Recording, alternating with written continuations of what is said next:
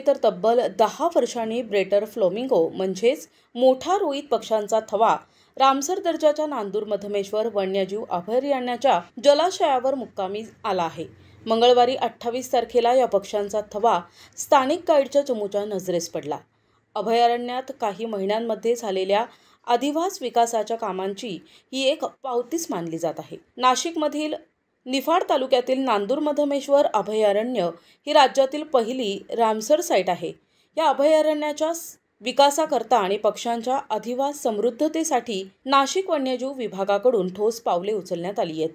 अभयारण्यातील जलाशयावरील टायफा पाणवेलींच्या वाढत्या विस्ताराचे जाळे काढण्यात आले, त्यामुळे फ्लेमिंगो पक्ष्यांसाठी विनाअडथळा असलेले उथळ पाण्यासह मुबलक खाद्याची उपलब्धता झाली। परिणामी सुमारे 300 पक्ष्यांचा थवा या ठिकाणी उतरला।